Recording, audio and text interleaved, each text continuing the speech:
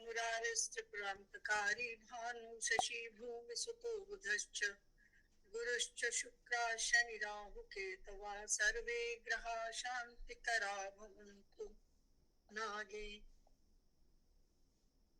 ओम अतुलित बलधामं हेमशैलावदेहं धनुजवन कृशानं ज्ञानिनां अग्रगण्यं सकल गुण निधानं वानराणामधीशं रघुपति प्रिय भक्तं वात जातं नमामि। गुरुर्ब्रह्मा गुरुर्विष्णु गुरुदेवो महेश्वर गुरु साक्षात् परं ब्रह्म तस्मै श्री गुरुवे नमः। अखंड मंडलाकारं व्याप्तं येन चराचरं तत्पदं दर्शितं येन तस्मै श्री गुरुवे नमः। अज्ञानान्तिमिरान्धस्य ज्ञानाञ्जनशलाकया चक्षुरुन्मीलितं येन तस्मै श्री गुरुवे नमः। लक्ष्मीकांत समारंभां नाथयामुनिमध्यमाम् अस्मदाचार्य पर्यन्तां वन्दे गुरु परंपराम्। श्री गुरु चरण कमलेभ्यो नमः। सभी के हृदय में विराजमान आप सभी को मेरा शत शत प्रणाम वंदन नमन। उस शक्ति को प्रणाम वंदन नमन। आइए आज की कथा में प्रवेश करते हैं।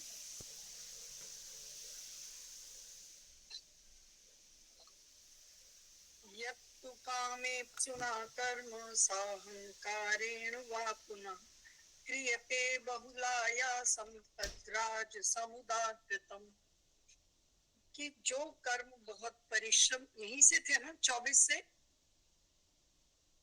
जो कर्म बहुत परिश्रम से युक्त होता है और बहुत सारे भोगों के लिए होता है, भोगों को चाहने के लिए, भोगों को पूर्ण करने के लिए, आसक्ति के लिए होता है, वो जो कर्म है वो राजसी कहा गया, क्योंकि उसमें अहंकार भी है, भोग भी है और बहुत परिश्रम करके भी वो कर्म हो पाता है, इसलिए उस कर्म को राजसी कर्म कहा गया।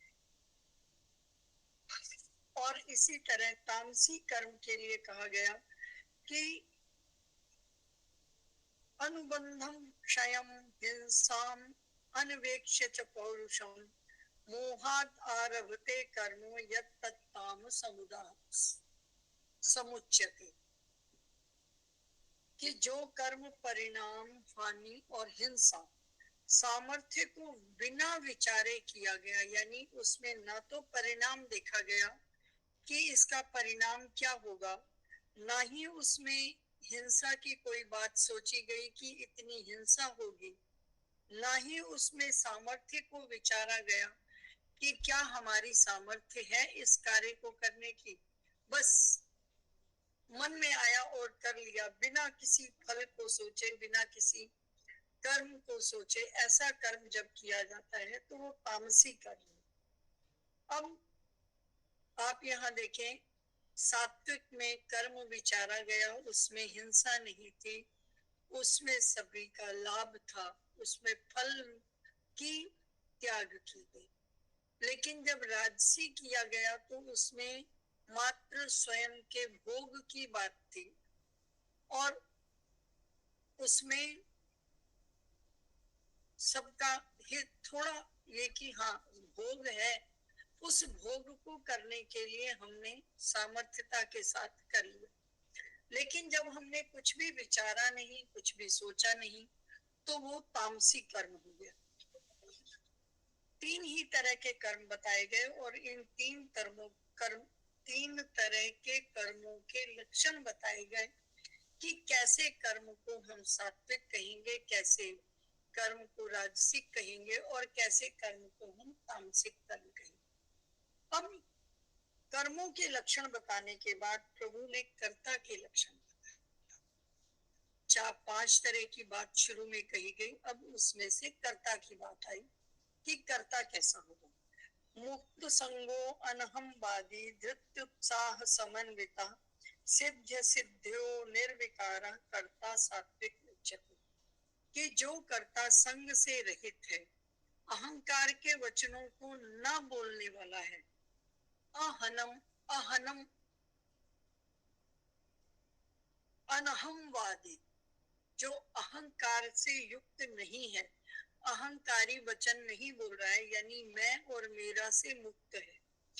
धृति उत्साह समन्वित, धैर्य और उत्साह से युक्त है। धैर्य किसी भी कार्य को करने में, और उत्साह से यानी जिस भी कार्य को करेगा मन से और लगन से करेगा। जब ऐसा करता है और उसके बाद कार्य सिद्ध हुआ या नहीं हुआ, इसके प्रति वो शोक और विषाद से रहित है। होने पर उसे हर्ष नहीं होगा, न होने पर शोक भी नहीं होगा। जब ऐसा करता है तो उस कर्ता को सात्विक कर्ता माना। यहाँ पर उसने यहाँ क्या क्या छोड़ा गया? मैं और मेरा, होने की आसक्ति, और आसक्ति के साथ ही होने या न होने में हर्ष और शोक को भी जो छोड़ दे, वो कर्ता सात्विक करता है, जो उत्तम कर्ता माना गया। और इस तरह को करने में जब हमने कहा अहन अहन अहनमवादी, कि जो अहंकार से अयुक्त है, जो अहंकार के साथ नहीं है, इसका अर्थ है कि उसने सभी इंद्रियों को अपने काबू किया हुआ। अहंकार किसमें नहीं आएगा? जिसकी इंद्रियां अपने उसके काबू में है, मन उसके काबू में है, तब तो वो अहंकार से रहित है। तो उसने अपनी इंद्रियों को अपने साथ रखा है, उसके वश में उसकी इंद्रियां हैं, तभी उसमें मैं का अभाव। अगर उसमें मैं है तो फिर इंद्रियां उसके साथ नहीं है, फिर वो तामसी या राजसी हो जाएगा। लेकिन जिसकी इंद्रियां उसके साथ हैं, 5 कर्मेंद्रियां, पंच ज्ञानेंद्रियां और मन, ये जो उसके काबू में है, तभी वो अहंवादी है, तभी वो उसके अंदर अहंकार का भाव नहीं है। और जब हमने कहा धृति उत्साह समन्विता, तो इसका अर्थ है कार्य करने के प्रति उसमें दशो लक्षण मौजूद, वो सभी दशो लक्षणों से, उत्तम लक्षणों से युक्त है वो करता, इसीलिए उसे सात्विक करता गया कहा गया। फिर वो सिद्धि और असिद्धि के प्रति निर्विकार है, उसमें कुछ विकार नहीं है, ना वो हर्ष में, वो सम बुद्धि रखने वाला, हर्ष और शोक से रहित जो व्यक्ति है, वो सम बुद्धि वाला व्यक्ति है, यानी सात्विक कर्ता जिसको कहा गया था 16वें अध्याय में, उससे जो युक्त है उसको हम सात्विक कर्ता कहेंगे। वो कर्ता सात्विक कर्ता माना गया। फिर उन्होंने राजसी कर्ता के लक्षण बताते हुए कहा, रागी कर्म फल प्रेप्सु लुप्तो हिंसात्मको शुचि, हर्ष शोकान्वित कर्ता राजसः परिकीर्तिता, कि जो कर्ता आसक्ति से युक्त है, यानी उसमें कहीं ना कहीं उस फल के प्रति आसक्ति है, इसीलिए वो कार्य करता है, और कर्म के फल को भी चाह रहा है, कर्म के प्रति आसक्ति है, कर्म के फल को चाह रहा है, और वो लोभी भी है, उसको वो अवश्य से ही प्राप्त करना है, और दूसरों को कष्ट देने में के स्वभाव वाला है, उसको इससे कोई फर्क नहीं पड़ रहा कि उसके कार्य से कितने लोगों को कितना कष्ट होगा। वो कष्टकारी कार्य कर कर भी अपना हित चाहने वाला है। ऐसा कर्ता जो है वो अशुद्ध आचारी है, उसको उसके लिए चाहे हिंसा करनी पड़े, चाहे कैसा भी प्रयोग करना पड़े, वो करने से रुकेगा नहीं। ऐसा जो करता है वो राजसी कहा गया, कि राजसी गुण, राजसी कर्ता उसको कहना चाहिए जो इन लक्षणों से युक्त है। अर्थात कि जब हम अपने लिए कोई काम करते हैं या लोभ की प्रवृत्ति से, जिसको कहा गया लोभ प्रवृत्तिरारंभ कर्मणामशमस्पृहा, 17वें अध्याय में आया था कि लोभ की प्रवृत्ति से कर्म को करने वाला, यानी जिसमें लालसा है उसके पास है, उसको जरूरत नहीं है, लेकिन लोभ है और और उस और की भावना से ये दूसरे को दुख देकर भी अपना सुख चाहने वाला कर्ता जो है वो राजसी कर्ता माना हुआ। फिर उन्होंने कहा, और इसमें क्या है कि व्यक्ति को हर्ष और शोक से वो समाहित है, उसको मिल जाए, अगर उसका काम पूरा हो गया तो उसको बहुत खुशी होगी और वो कहेगा मैंने किया, ईश्वरो हम भोगी सिद्धो हम बलवान सुखी वाली बात है कि मैंने ये किया, अभी मुझे इतना प्राप्त है, मैं अभी इसका और प्राप्त करूंगा और इसके बाद मेरे से ज्यादा बलशाली तो कोई होगा ही नहीं। जो इस तरह की प्रवृत्ति वाला है, जिसको न होने पर बहुत दुख होने वाला है और कार्य की संपन्नता पर वो बहुत हर्ष करने वाला है, स्वयं के कर्तापन को लाने वाला है, ऐसा कर्ता राजसी कर्ता माना गया। और फिर उन्होंने तामसी कर्ता के लक्षण बताए। अयुक्त प्राकृत स्तब्धा शठो नैष्कृत को लसा विषादी दीर्घ सूत्री च कर्ता तामस उच्यते। जो कर्ता अयुक्त यानी बिल्कुल जरूरत नहीं है, पर हाँ वो कहते हैं ना, वो एक उदाहरण अगर आपको याद हो बीच में मैंने दिया था कि चूहा कुतरता है, उससे उसका पेट नहीं भरता, उससे उसको कोई लाभ नहीं होता, लेकिन वो करता है। और वो फिर क्या कहता है कि मेरा काम है करना इसलिए मैंने कर दिया। उसका पेट नहीं भरा लेकिन वो दूसरे का नुकसान कर देगा, बस वो कहता है मुझे कुतरना है और मैं तो बिना उसके कुतर रहा हूँ।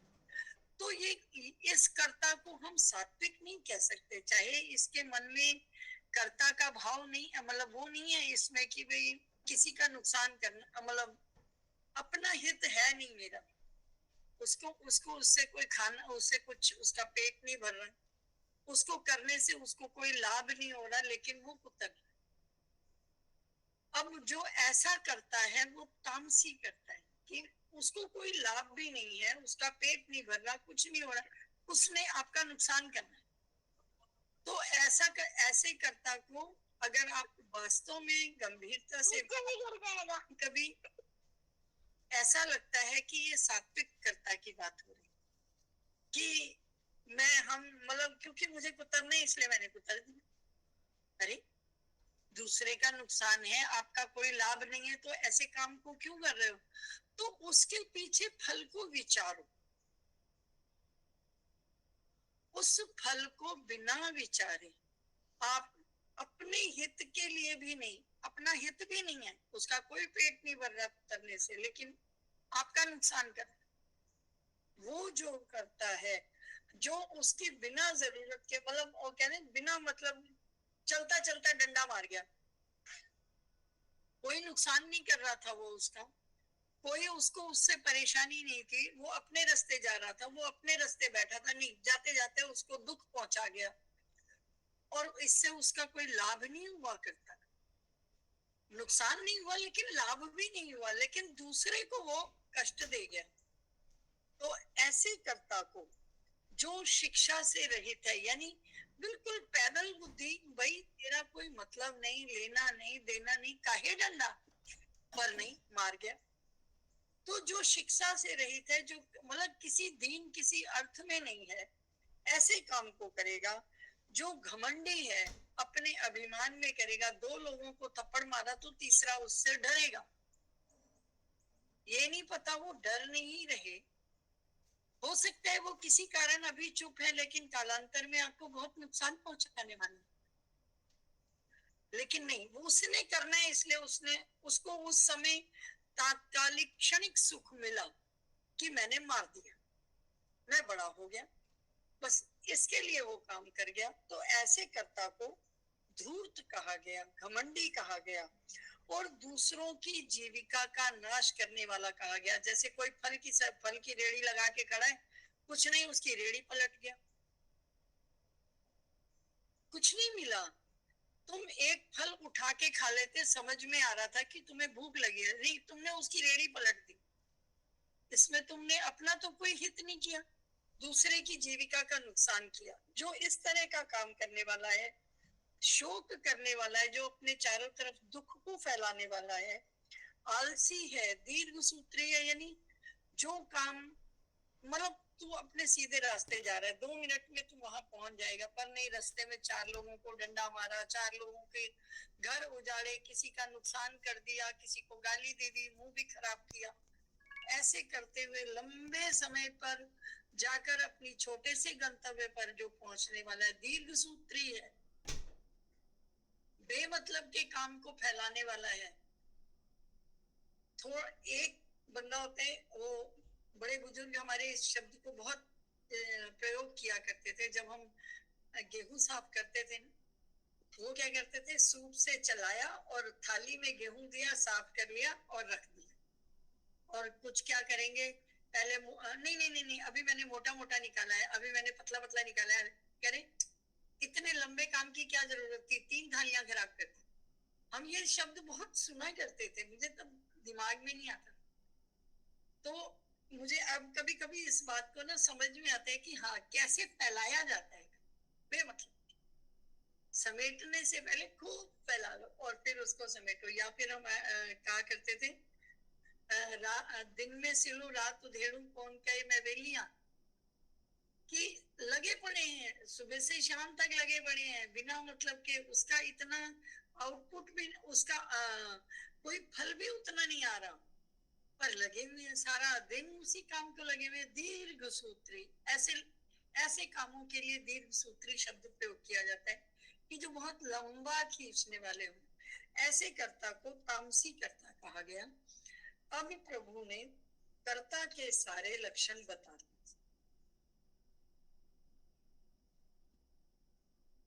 कर्ता, ये ज्ञान और करण यानी क्रिया, इन सबको 3-3 आधारों पर प्रभु ने बताया। अभी तक जो हम पढ़ रहे थे उसमें हमने कर्ता के 3 लक्षण पढ़े, कर्म के 3 लक्षण पढ़े और ज्ञाता के 3 लक्षण पढ़े, ये के 3 लक्षण पढ़े कि, और उससे पहले 16वें अध्याय 17 में उसमें हमने पढ़ा था ज्ञानं ज्ञेयं परिज्ञाता। इसी के चारों वर्णों को, कर्ता, कर्म और करण को उन्होंने विस्तार से बताया कि किस तरह से ये सात्विक, राजसिक और तामसिक भेद से 3-3 तरह के हुए। तो ये हो गए 9 तरीके, 3 कर्ता, 3 कर्म, 3 करण। और इन 3 कर्ता, 3 कर्म, 3 करण के प्रति ही संसार की ये चंचलता है। इस चंचलता के साथ यदि आप जाएंगे तो आप पाएंगे कि किस तरह हमारे जो कर्म हैं वो इस संसार में आते आते हमें किस तरह का फल देने के लिए होते हैं।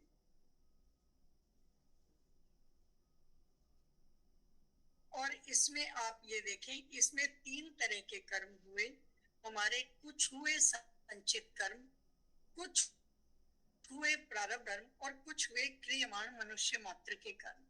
अगर हम इसको ऐसे समझें कि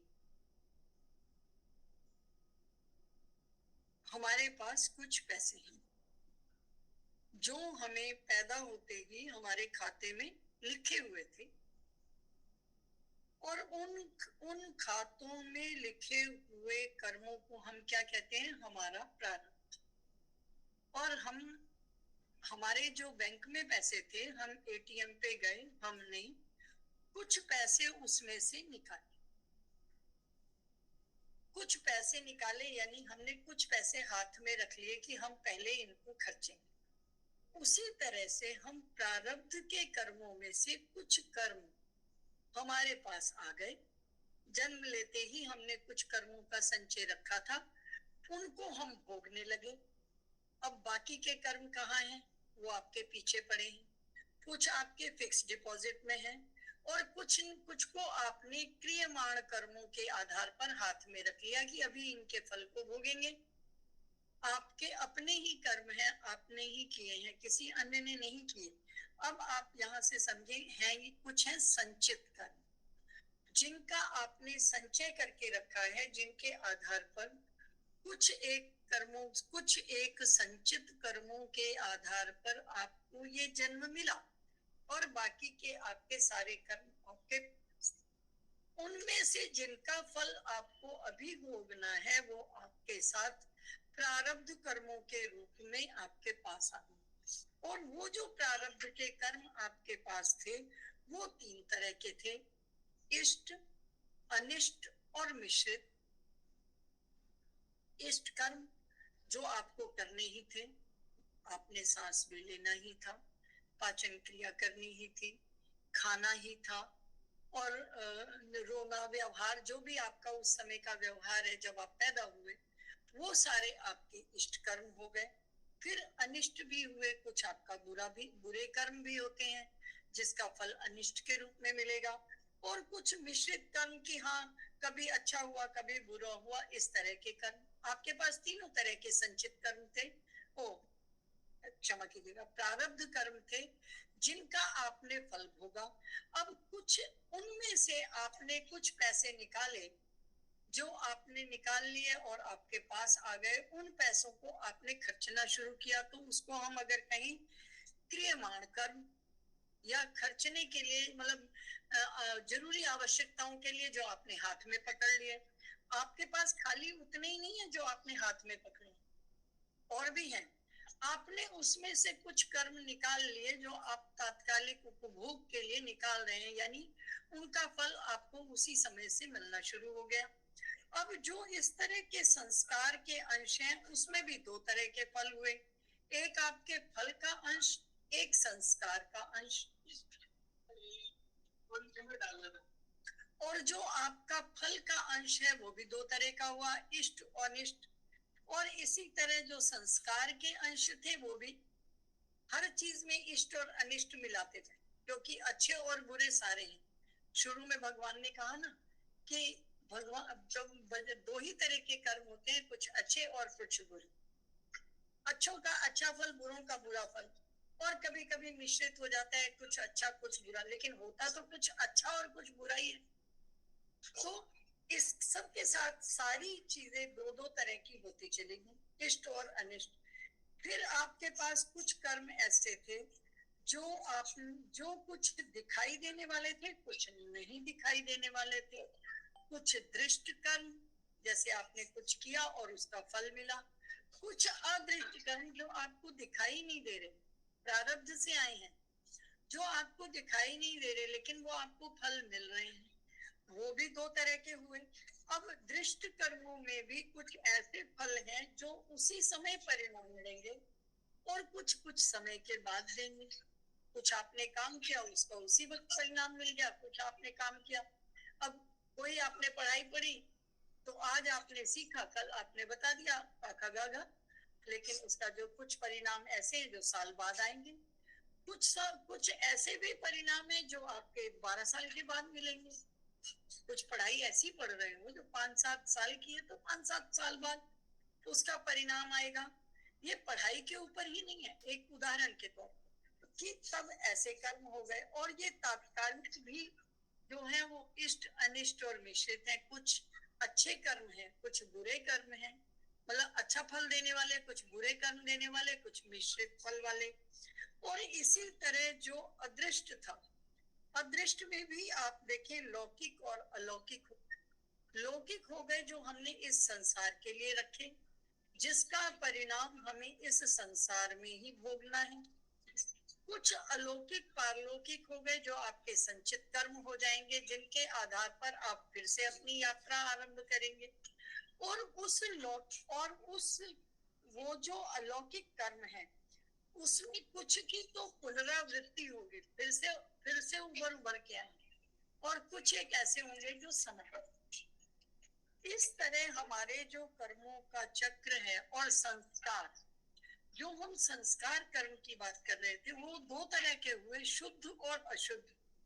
कुछ संस्कार हमारे शुद्ध रह जाते हैं, संस्कार कर्म हमारे शुद्ध हैं, कुछ अशुद्ध हैं, और शुद्ध का परिणाम शुद्ध और अशुद्ध का परिणाम अशुद्ध।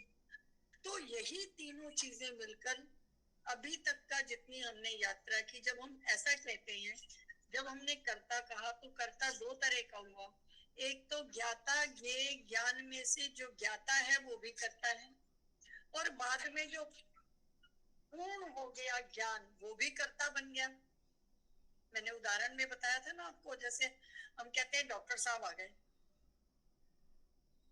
और वैसे डॉक्टर क्या था, वो उसका ज्ञान था, ज्ञाता, ज्ञान, और वो ज्ञेय था। डॉक्टरी पेशा है, डॉक्टरी करता नहीं है डॉक्टर, लेकिन हमने उसको कर्ता बना दिया जब उसके पास वो ज्ञान आ गया। फिर हम उसके कहते हैं डॉक्टर साहब आ गए। हम ये नहीं कहते इस व्यक्ति ने डॉक्टरी पढ़ी है, वो व्यक्ति आ गया। हम उस पर आरोपित कर देते हैं कि तो वो डॉक्टर, तो वो कर्ता कौन बन गया? ज्ञाता, ज्ञान और ज्ञेय, जो ज्ञेय है वो कर्ता बन गया। अब ये कर्ता भी तीन तरह का है, सात्विक, तामसिक और राजसिक और तामसिक। तो ये तीन तरह के फल देने वाला है। सात्विक हो गया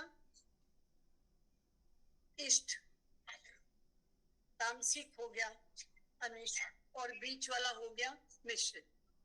तो ये इस तरह से कर्म के फल की गति है जो सदा हमारे साथ रहती है, और इस कर्म, ये सारा कर्म इसी तरह से चलता है। अब आ गए कि हमारे संस्कार के अंश या पारलौकिक कर्म। पारलौकिक कर्मों की जब हम बात करते हैं तो ये 7 तरह के होते हैं। इन 7 तरह के कर्मों में एक ही काम के भिन्न भिन्न रूपों को 7 स्टेजेस में बताया गया।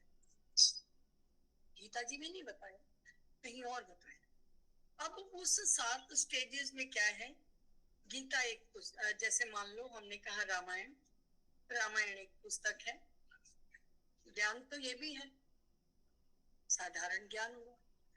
किसी ने कहा नहीं, रामायण में, रामायण तुलसीदास जी ने, वाल्मीकि जी ने लिखी, संस्कृत और हिंदी में है, ये उससे थोड़ा अधिक ज्ञान हुआ। उससे अधिक ज्ञान ये हुआ कि रामायण में राम सीता जी की कहानी है, कि उसने न केवल जिस व्यक्ति ने उसको लिखा उसके बारे में जानता है, बल्कि ये भी जानता है उसके अंदर क्या है। अगले किसी एक ने कहा कि इसमें सीता जी भक्ति के रूप में है। इसका अर्थ क्या हुआ कि उन्होंने और ज्यादा पढ़ा है इस चीज को, उन्होंने अंदर न केवल पढ़ा है, उसको गढ़ा भी है कि सीता भक्ति की प्रतिमूर्ति। कोई और आया, उसने कहा कि राम और सीता ये दोनों व्यक्त अव्यक्त हैं, और हनुमान जी उसमें सत्य की प्रतिमूर्ति है। तो इसका अर्थ है कि उसने रामायण को और अच्छे से समझा। अब हम कितना ज्ञान रखते हैं, इस तरह से ये 7 ज्ञान बताए गए। और 7वें ज्ञान में बताया गया कि जब हम, अगर कोई ये कह दे कि यदि किसी ने परिवार को जीना हो तो रामायण पढ़े, पारिवारिक परिवार को जीने, बनाने, परिवार को चलाने और परिवार में रहने के गुण सूत्रों का एक जगह अगर कोई जानना चाहता है तो रामायण जी पढ़े। इसका अर्थ क्या हुआ? इसका अर्थ ये हुआ कि उस व्यक्ति ने न केवल रामायण पढ़ी, बल्कि उसने गढ़ी और वो उस पर चल रहा है, तब तो वो इतना जानता है।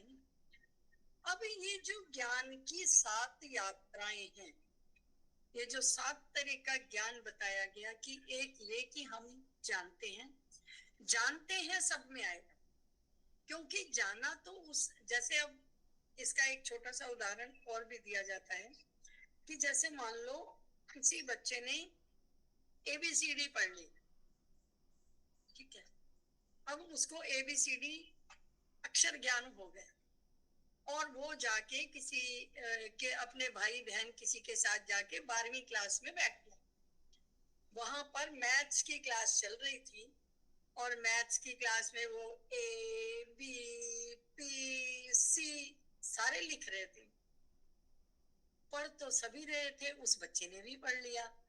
और जब उसने लिखा BUT बट, तो उसने कहा ओ मैंने पढ़ लिया BUT बट। उसके हिसाब से तो उसको पूरी क्लास आ गई, लेकिन क्या आई? तो ये ज्ञान की यात्राएं हैं, जो मैंने 7 ज्ञान अभी आपको बताए, ये ज्ञान की यात्राएं हैं, ये पारलौकिक यात्राएं, और ये कभी दृश्य नहीं होती, ये अदृष्ट होती हैं। और ये जो ज्ञान की यात्राएं हैं, ये निरंतर चलती रहती है। आप देखो छोटे छोटे बच्चे, कई बार ये देखो आप, अगर हम दूर नहीं ही जाएं,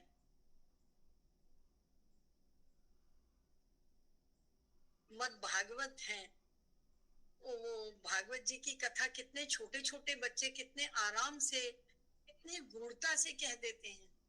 तो क्या ये ज्ञान इस जन्म का है? और हम में से कुछ लोग ऐसे भी हैं जिन्होंने मतलब भागवत की शक्ल भी नहीं देखी। कुछ ऐसे भी हैं जो अपने घर में भागवत रख के सिर्फ उसकी धूप बत्ती कर रहे हैं। कुछ एक ने पढ़ने का प्रयास किया, संस्कृत में पढ़ नहीं पाए, उन्होंने खाली हिंदी में पढ़ी है। और कुछ एक ने एक आधा अध्याय पढ़ा और बोला जी मेरी तो इधर ही इतनी श्रेय है, बस मैं इसके बाद धूप बत्ती कर सकता हूँ, और वो रोज उसकी परिक्रमा लगाता है।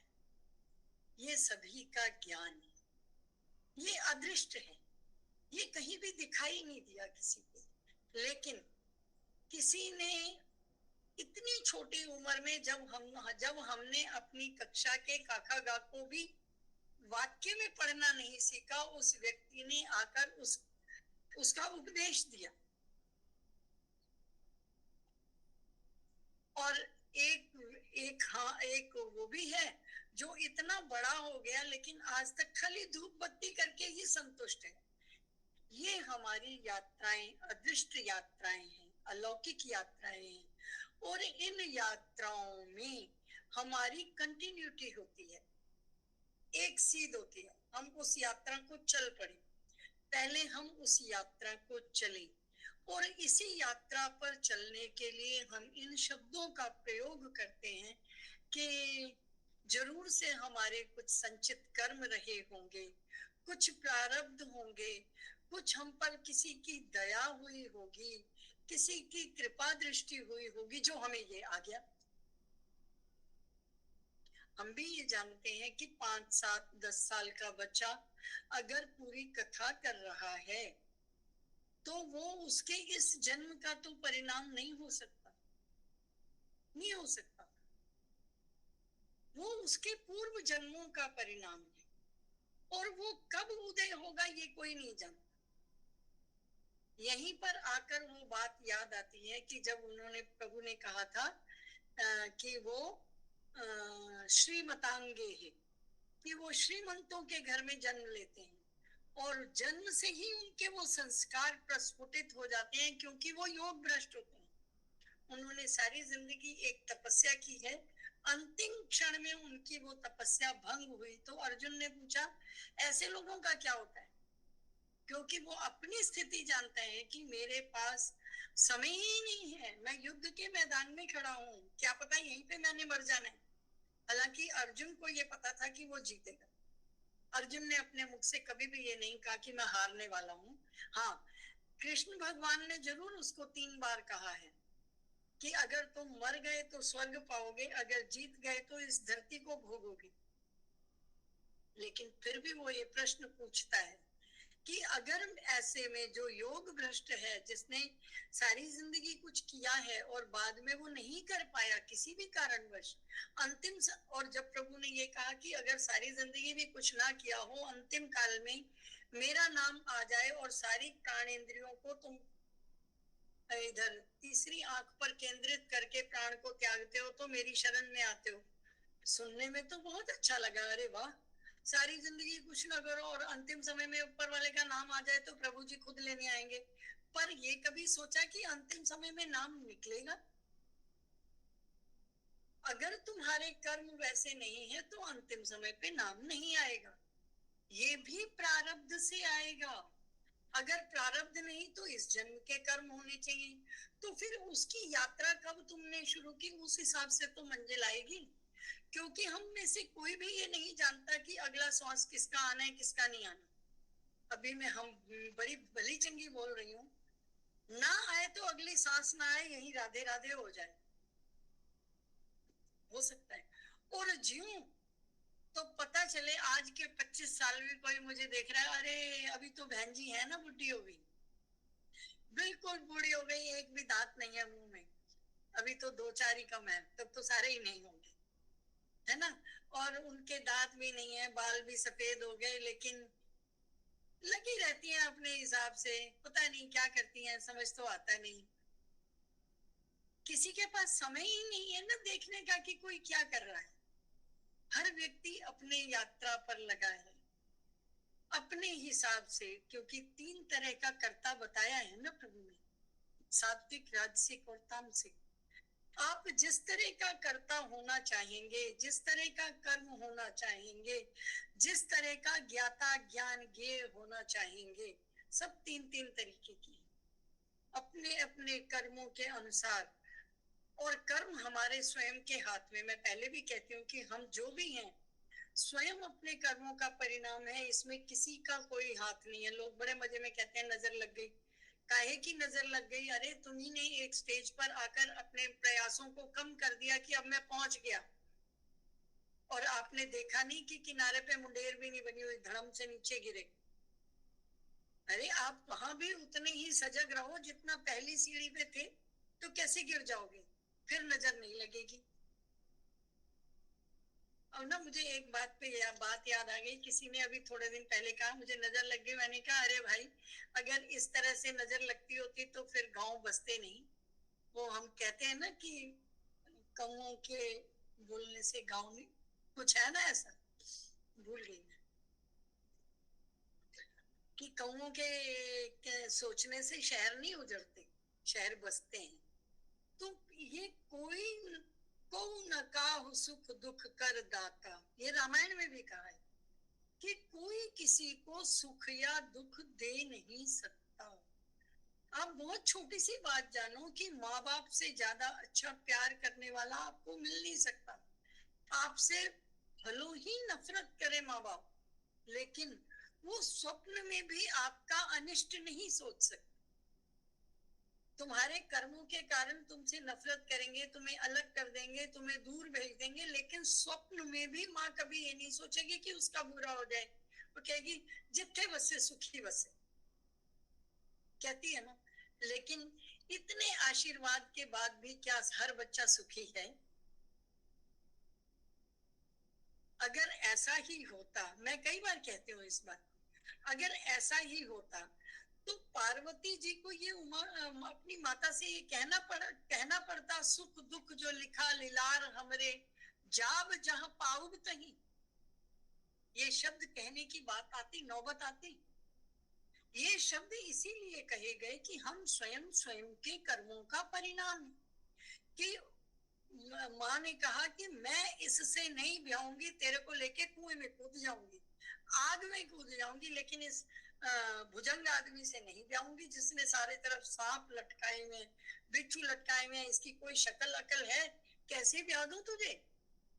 तो वो कहती है माँ तुम क्यों कलंक लेती हो?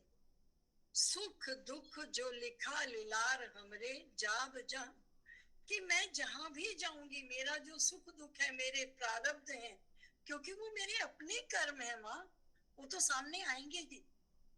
तो तुम व्यर्थ जन ले मातु कलंक, कि माँ तुम व्यर्थ में कलंक मत लो। तुम्हारा ये नया कर्म पैदा हो जाएगा कि तुम मेरे को लेके कुछ कर गई, क्योंकि इस बात को उनके अलावा कौन जान सकता था कि उन्हीं के एक कर्म के कारण उनका देह छूटा था, या उन्होंने स्वयं ने छोड़ा था। दक्ष प्रजापति की कन्या थी वो, और शंकर जी ने मना किया था कि नहीं जाओ, समझाया था, लेकिन कभी भी शंकर जी ने अपने पूरे जीवन में पार्वती जी को किसी भी काम के लिए मना नहीं किया।